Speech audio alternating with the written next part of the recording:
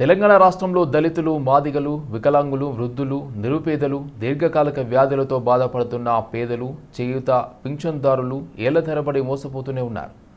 పేదల పింఛన్లు పెంచమని మనం మళ్లీ అడిగినా పాలకులు కేవలం మాటలతోనే మోసం చేస్తున్నారని మండిపడ్డారు మాదిగ రాజకీయ పోరాట సమితి వ్యవస్థాపక అధ్యక్షుడు బిఎన్ రమేష్ కుమార్ మాదిగ రాజకీయ పోరాట సమితి తరపున వికలాంగుల హక్కుల పోరాట సమితి మరియు చేయూత పింఛన్దారుల పోరాట సమితిలు సెప్టెంబర్ 3న మందకృష్ణ మాదిగ ఆధ్వర్యంలో తలపెట్టనున్న చలో హైదరాబాద్ కార్యక్రమం మహాగర్జన సభకు పూర్తి స్థాయిలో మద్దతు ప్రకటించారు. వికలాంగులకు కనీస పింఛన్ 4,000 పూర్తిగా, అశక్తులకు 6,000, వృద్ధులు, నిరుపేద మహిళలు, నేత గీత, దీర్ఘకాలిక వ్యాధులు, డయాలసిస్ మరియు HIV బాధితులకు 2,000 నుండి 4,000 పెంచాలి. క్యాన్సర్ వంటి తీవ్రమైన వ్యాధులతో బాధపడుతున్న పేదలకు ప్రత్యేక పెన్షన్ 15,000 ఇవ్వాలని ప్రభుత్వాన్ని డిమాండ్ చేశారు. ఆర్గనైజేషన్ ఇంకా ముందుకు తీసుకెళ్తానని ఈ సభాముఖంగా తెలియజేస్తున్నాను. ఇన్ని రోజులు మన మందకృష్ణ మాదిగ గారు ఎన్నో పోరాటాలు చేసి 30 సంవత్సరాలు ఉద్యమ ఫలితంగా మనం ఎస్సీ వర్గీకరణ సాధించుకున్నాము. అందులో భాగంగానే ఈ రోజు మనకు మాదిగ రాజకీయ పోరాట సమితిని ఎస్టాబ్లిష్ కావడం జరిగింది. ఈ మాదిగలు కూడా రాజకీయంగా అన్ని రంగాల్లో ఎదగాలనే ఒక ఉద్దేశంతో ప్రతి దాంట్లో ఈ రోజు రాజకీయంగా చాలా మంది వెనకబడిపోయినారు. ఏ పని చేయకుండా డబ్బులు ఉండగానే 10 కోట్లు ఇవ్వగానే మనకు నామినేటెడ్ పోస్ట్ తెచ్చుకునే దుస్థితిలో మనం ఉన్నాం. అంటే మనం కూడా అన్ని రంగాల్లో ముందుకెళ్లాలంటే రాజకీయంగా ఎదగాలన్నా కానీ మనం ఫైనాన్షియల్గా ఎదగాలి. ఫైనాన్షియల్గా ఎదగాలంటే బైబర్కేషన్ కాకముందు ఉమ్మడి ఆంధ్రప్రదేశ్లో మన ఎస్సీ కార్పొరేషన్ ఫండ్ అంతా వేరే వాటికి ట్రాన్స్ఫర్ అయింది. ఆ తర్వాత 2014లో మన తెలంగాణ రాష్ట్రం ఏర్పడిన తర్వాత 2013లో మరి సెప్టెంబర్ 3వ తారీఖు నాడు వికలాంగుల హక్కుల పోరాట సమితి తరఫున చలో హైదరాబాద్ నిర్వహించారో మరి దాన్ని సంపూర్ణంగా స్వీకరిస్తూ మాదిగ రాజకీయ పోరాట సమితి నుండి ఆయనకు సంపూర్ణ మద్దతు తెలియపరుచుకుంటున్నాము. తెలియపరుస్తున్నాము. ఇదే కోణంలో మరి ఏ నాయకుడు కూడా అన్ని పార్టీలకు అమ్ముడుపోయినటువంటి మా మాదిగ జనరేషన్ పోరాట సమితిలో పనిచేసినటువంటి నాయకులను ఎంతో మంది చూశాం. కానీ ఏ పార్టీకి లొంగకుండా, ఎవరికి లొంగకుండా, తొలగకుండా, మరి ఏ పదవులు ఇస్తానో కూడా ఆశించకుండా ప్రజల కోసం, జనం కోసం, వికలాంగుల కోసం, మరి వితంతుల కోసం, వృద్ధుల కోసం, ఒంటరి మహిళల కోసం, ఎయిడ్స్ పేషెంట్ల కోసం మరి ఏకైక పోరాటం చేస్తున్నటువంటి ఒక మందకృష్ణ మాదిగ గారి నాయకత్వంలోనే మరి వికలాంగుల పింఛను 4,000 నుండి 6,000 వరకు సాధిస్తాము. మరి 2,000 పింఛను 4,000 వరకు సాధిస్తాము. 2,000 ఒంటరి మహిళలకు 4,000 సాధించే ఒక దమ్మున్న లీడరు గౌరవ శ్రీ మందకృష్ణ మాదిగ గారి పిలుపును మేము అందుకొని మరి ఆయనను స్వాగతిస్తూ ఉస్మానియా యూనివర్సిటీలోని ఆర్ట్స్ కళాశాల వద్ద మాలా స్టూడెంట్స్ జేఏసీ ఆధ్వర్యంలో 1997 ఆగస్టు 11న ట్యాంక్ బండ్పై ఎస్సీ వర్గీకరణకు వ్యతిరేకంగా పోరాడి అమరులైన మాలా అమరవీరులకు నివాళి కార్యక్రమం నిర్వహించారు. ఈ సందర్భంగా Mala student JAC chairman Madasu Rahul Rao మాట్లాడుతూ నేటి తరం యువత వారి ఆశయాలకు అనుగుణంగా ముందుకు సాగాలని పిలుపునిచ్చారు. ఆనాటి ముఖ్యమంత్రి చంద్రబాబు నాయుడు అత్యంత కిరాతకంగా మాలలపై టీఆర్ఎస్ రబ్బర్ బుల్లెట్లతో, గుర్రాలతో దాడి చేసి 4 మరణానికి కారణమయ్యాడని ఆవేదన వ్యక్తం చేశారు. అలాగే వేలాది మంది గాయాల పాలైన ఆ రోజును వారి యొక్క వీరత్వాన్ని తలుచుకుని నివాళులు అర్పించడం జరిగిందని అన్నారు. పివి రావు గారి ఆధ్వర్యంలో సెక్రటరేట్ ముట్టడి సందర్భంగా అప్పుడు భాగ్యనగరాన్ని లక్షలాది మందిగా మాల జాతికి సంబంధించిన వ్యక్తులందరూ భాగ్యనగరాన్ని ముట్టడి చేశారు. దిగ్బంధం చేసినప్పుడు అప్పుడున్న ముఖ్యమంత్రి నారా చంద్రబాబు నాయుడు నరహంతకుడు మాలలపై అతి కిరాతకంగా ఎస్సీ వర్గీకరణకు వ్యతిరేకంగా సెక్రటరేట్ ముట్టడి కార్యక్రమాన్ని అంచివేయడానికి టియర్ గ్యాసులు, రబ్బర్ బుల్లెట్లు, గుర్రాలతో తొక్కించి మాలలపై దాష్టికాన్ని చేసి 4 చావుకి కారణమైండు. అప్పటి వాళ్ళ స్ఫూర్తినే మేము తీసుకొని ఈరోజు కూడా ఈ తెలంగాణ రాష్ట్రంలో అక్రమంగా మాలలపై చిమ్ముతున్న విషానికి వ్యతిరేకంగా వాళ్ళ స్ఫూర్తిని కొనసాగిస్తూ తెలంగాణ రాష్ట్రంలో మాలలకు అన్యాయం జరగకుండా ఈ జరిగిన అన్యాయాన్ని మేము ప్రభుత్వాన్ని ప్రశ్నిస్తూ ఈరోజు ముందుకు పోతా ఉన్నాం. వాళ్ళ యాదిలో ఖచ్చితంగా ఈ మాల సామాజిక వర్గం అనేది మాల సామాజిక వర్గం యాదిలో మనసులలో వాళ్ళు ఎప్పటికీ నిలిచిపోతూ ఉంటారు. ఎందుకంటే స్వర్గీయ పివి రావు గారి ఒక మాట చెప్తే ఒకప్పుడు లక్షలాది మంది ఈ భాగ్యనగరాన్ని ముట్టడించిన చరిత్ర. అలాగే ఎప్పుడైనా కానీ మాల సామాజిక వర్గం అనేది చైతన్యంతో కూడిన ఈ సామాజిక వర్గం కనుక, అందుకే ప్రభుత్వాలకు ఎప్పుడు చూడు ఈ మాల సామాజిక వర్గం అంటే భయం. ఆ భయంతో మమ్మల్ని ఎదుర్కోలేక ఇలా ఎస్సీ వర్గీకరణ అంశాన్ని ఈ దొంగ దెబ్బ దారిన రేవంత్ రెడ్డి ప్రభుత్వం మాలలను దెబ్బతీసే కార్యక్రమంలో మానసికంగా, ఆర్థికంగా, అన్ని రకాలుగా విద్యా రంగాలలో దెబ్బతీసే ఈ ప్రయత్నంలో భాగంగానే ఎస్సీ వర్గీకరణ అంశాన్ని దుర్మార్గంగా తెలంగాణ రాష్ట్రంలో తీసుకువచ్చిండు.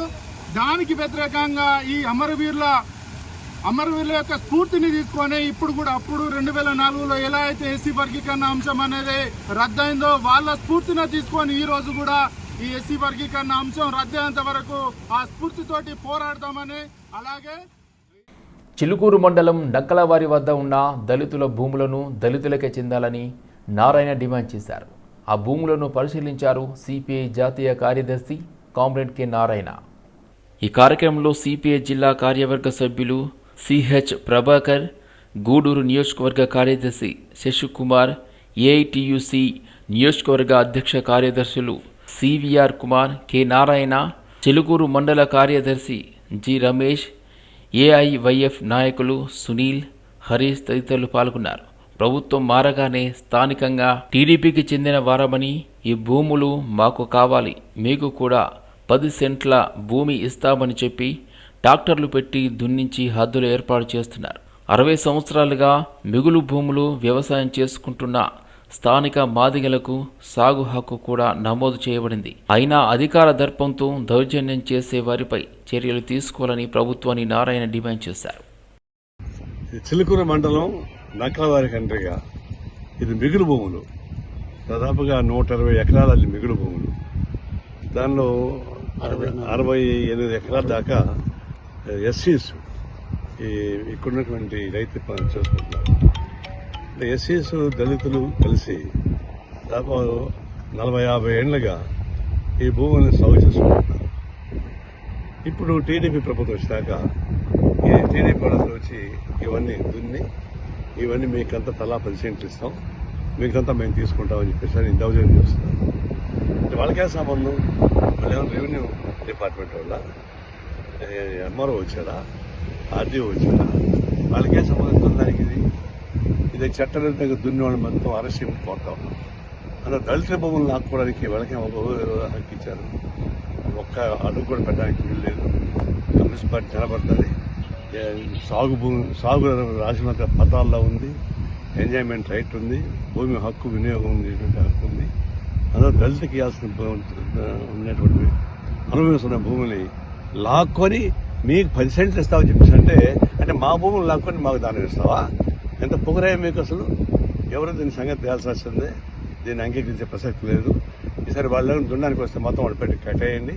ఈ భూమి ఎవరైతే సాగు చేసుకుంటున్నారో వాళ్ళ చేతుల్లోనే ఉండాలి. దానికోసం కమ్యూనిస్ట్ పార్టీ పోరాటం సాగించి తీరుతుందని చెప్పేసి హెచ్చరిస్తా ఉన్నారు. రక్షాబంధన్ మహోత్సవాన్ని లయన్స్ క్లబ్ హైదరాబాద్ గ్లోబల్ ఆధ్వర్యంలో దేవనార్ బ్లైండ్ స్కూల్లో ఘనంగా నిర్వహించి అందుల కళ్ళల్లో ఆనందాన్ని నింపారు. దాదాపు 600 మంది విద్యార్థులు ఉన్న బ్లైండ్ స్కూల్లో లయన్ తుషార్ కుమార్ షౌలాని బియ్యము, జ్యూస్ తదితర నిత్యావసర వస్తువులను అందులకు అందించి వారందరికీ రాఖీలు కట్టి సంబరాలు జరుపుకున్నారు. ఈ సందర్భంగా సోమాజిగూడలో తుషార్ కుమార్ మాట్లాడుతూ గత 3 సంవత్సరాల నుండి తమ టీం సభ్యులైన వివేకానంద, అరవింద్, రూమా అగర్వాల్, మహమ్మద్ బీబ్, మహమ్మద్ ఆజాద్, ఆనంద్తో కలిసి 2 రోజులకు సరిపడా ఆహారాన్ని అందులకు అందిస్తున్నామన్నారు. లయన్ బాలకృష్ణ, సతీష్, వాసు, మధుసూదన్తో కలిసి నిన్న వరలక్ష్మి పూజ సందర్భంగా ఈఎస్ఐ ఆసుపత్రి వద్ద అన్నదానం కూడా చేయబడిందని తెలిపారు. భవిష్యత్తులో మరిన్ని సామాజిక సేవా కార్యక్రమాలను చేపడతామన్నారు. ప్రముఖ మోటివేటర్ గంపా నాగేశ్వరరావు ప్రోత్సాహం వల్ల సేవా కార్యక్రమాలను చేస్తున్నామని వివరించారు. తమకు అందులకు సేవ చేసే భాగ్యం కల్పించిన దేవనార్ ఫౌండేషన్కు కృతజ్ఞతలు తెలిపారు.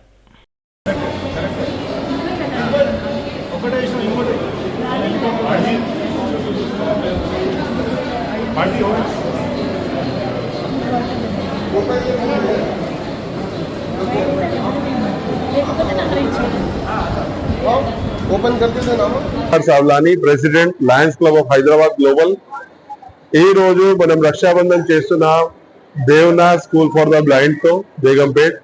మీరు చూస్తున్నారు, ఈ రోజు నాకు చాలా సిస్టర్స్ దొరికాయి, బ్రదర్స్ దొరికారు.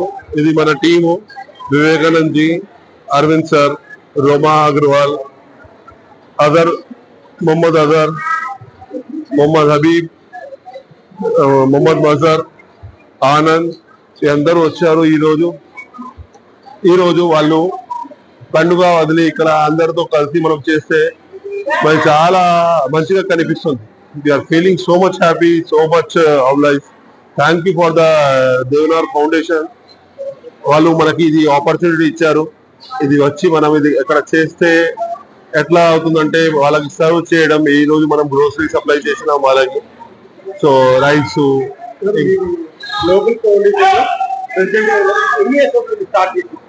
మనం ఇది 3 సంవత్సరాల నుంచి చేస్తున్నాం. నేను మెంబర్ ఉన్నా, లయన్స్ క్లబ్ మెంబర్ కూడా. సో అది మొత్తం మన ఒక వ్యాపారి సంస్థతో అందరి కాంట్రిబ్యూషన్ తో మనం ఇది చేస్తున్నాం. నిన్న ఈఎస్ఐ దగ్గర కూడా మనం అది చేసినాం. ఏమంటే మన అన్నదానం ప్రోగ్రామ్, వరలక్ష్మి వ్రతం ఉంటే అక్కడ ఈఎస్ఐ హాస్పిటల్ దగ్గర మంగళవారం శుక్రవారం అన్నదానం చేస్తున్నాం. మళ్ళీ ఇది చిన్న మన స్కూల్ సప్లైస్ ఇక్కడ పక్కలో శ్రద్ధా స్కూల్ ఉన్నది ఫర్ ద మెల్టరీ ఛాలెంజ్, అక్కడ స్టేషనరీ సప్లై కూడా చేసినాం. హిమాలయాల్లో దొరికే మూలికలతో భస్మంతో బంగారం తయారు చేస్తామని, కష్టాలు తొలగిపోయేలా 2 కేజీల బంగారం తయారు చేసి ఇస్తామంటూ బోడీ కొట్టించారు నాగపూర్ నుంచి వచ్చిన వ్యక్తులు.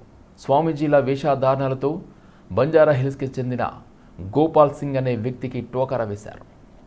10 లక్షలు తీసుకుని వనమూలికల భస్మంను నెల రోజుల పాటు పూజలు చేసి ఎర్ర రంగు బట్టలో 2 కేజీల బంగారం అంటూ ఇచ్చిన స్వామీజీలు వారం రోజులు ఇంట్లో పూజలు ఉంచి తర్వాత తెరవాలని సూచించారు.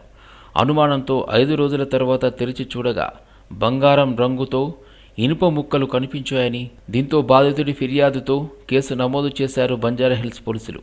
ఇప్పటికే 3 నిందితులను అరెస్ట్ చేసిన పోలీసులు ప్రధాన నిందితుల కోసం గాలింపు చేపట్టారు.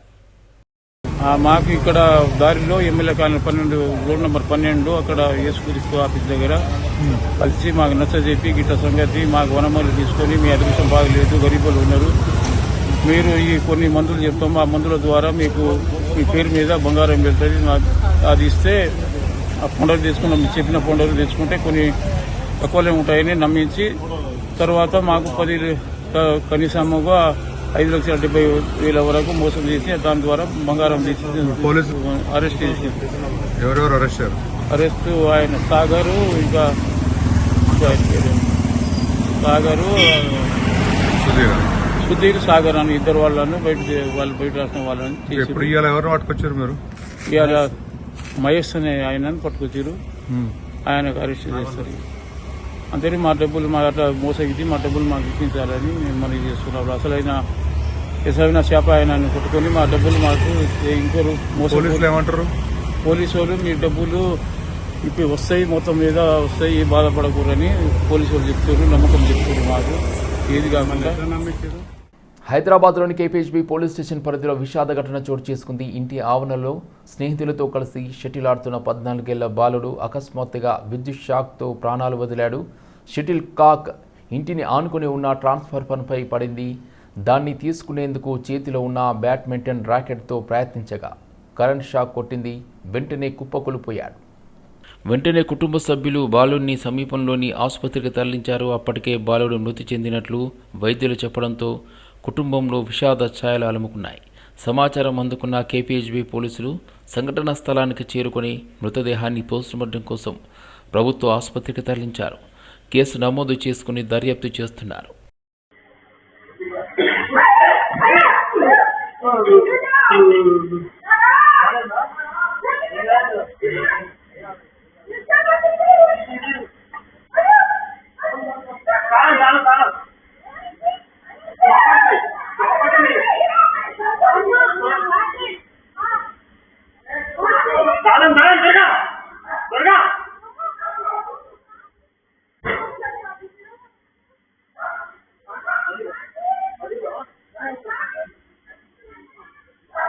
Yeah.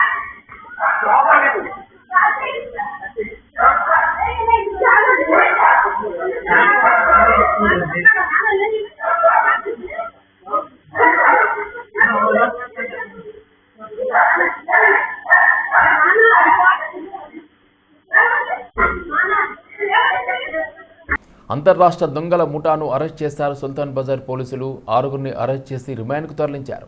వారం క్రితం సుల్తాన్ బజార్లో మొబైల్ షాప్లో షట్టర్ లేపి 9 లక్షలు ఎత్తుకెళ్లిన దొంగలు. గతంలో షాప్లో పనిచేసిన వ్యక్తి దొంగలకు సమాచారం ఇవ్వడంతో చోరీ చేశారు నిందితులు. ఎట్టకేలకు దిల్సుఖ్ నగర్ లాడ్జీలో ఉన్న దొంగలను అరెస్ట్ చేశారు. వారి నుండి 8 లక్షల రికవరీ చేశారు పోలీసులు. కేసును ఛేదించిన పోలీసులకు రివార్డులను అందించారు east zone DCP Balaswamy.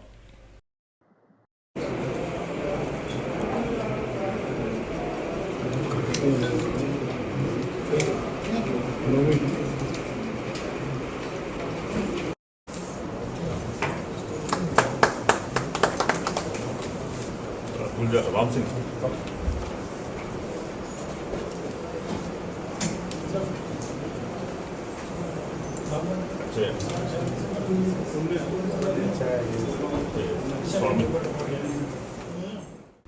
AP వ్యాప్తంగా ఆర్టీసీ బస్సుల్లో మహిళలకు ఉచిత బస్సు ప్రయాణంపై ఆంధ్రప్రదేశ్ ప్రభుత్వం మార్గదర్శకాలు విడుదల చేసింది. ఈ మేరకు రవాణా శాఖ ముఖ్య కార్యదర్శి కాంతిలాల్ దండే ఉత్తర్వులు జారీ చేశారు. స్త్రీ శక్తి పథకం పేరిట మహిళలకు ఆర్టీసీ బస్సుల్లో ఉచిత ప్రయాణం కల్పిస్తున్నట్లు పేర్కొన్నారు. ఈ నెల 15 నుంచి రాష్ట్ర వ్యాప్తంగా మహిళలకు ఆర్టీసీ బస్సుల్లో ఉచిత ప్రయాణం కల్పిస్తున్నట్లు తెలిపారు. 5 కేటగిరీ బస్సుల్లో మహిళలకు ఉచిత ప్రయాణం కల్పించనున్నట్లు ఆంధ్రప్రదేశ్ ప్రభుత్వం ఆదేశాల్లో వెల్లడించింది. Palle Velugu, ultra Palle Velugu, city ordinary, metro express బస్సుల్లో ఉచిత ప్రయాణం కల్పిస్తున్నట్లు పేర్కొంది. బాలికలు, మహిళలు, ట్రాన్స్జెండర్లు బస్సుల్లో తగిన గుర్తింపు కార్డు చూపించి ఉచిత ప్రయాణం చేయవచ్చని సూచించింది. తిరుమల తిరుపతి మధ్య తిరిగే సప్తగిరి బస్సుల్లో ఉచిత ప్రయాణం వర్తించదని క్లారిటీ ఇచ్చింది. నాన్ స్టాప్ ఇతర రాష్ట్రాల మధ్య తిరిగే అంతర్రాష్ట్ర బస్సు సర్వీసుల్లో ఉచిత ప్రయాణం వర్తించదని ఆంధ్రప్రదేశ్ ప్రభుత్వం స్పష్టం చేసింది. సప్తగిరి ఎక్స్ప్రెస్, ఆల్ట్రా డీలక్స్, అదేవిధంగా super luxury, star liner, AP బస్సులకు ఉచిత ప్రయాణ పథకం వర్తించదని తేల్చి చెప్పింది. బస్సుల్లో రద్దీ పెరగనున్న దృష్ట్యా అవాంఛనీయ సంఘటనలు జరగకుండా తగిన చర్యలు తీసుకోవాలని ఆదేశాలు జారీ చేసింది. అన్ని బస్సుల్లో సీసీ కెమెరాలు ఏర్పాటు చేయాలని ప్రభుత్వం ఆదేశించింది. కండక్టర్లకు బాడీ ఓన్ కెమెరాలు ఏర్పాటు చేయాలని దిశానిర్దేశం చేసింది. బస్టాండ్లలో మౌలిక సదుపాయాలు కల్పించాలని ప్రభుత్వం నిర్దేశించింది. తగు చర్యలు తీసుకోవాలని ఆర్టీసీ ఎండీని ఆంధ్రప్రదేశ్ ప్రభుత్వం ఆదేశించింది.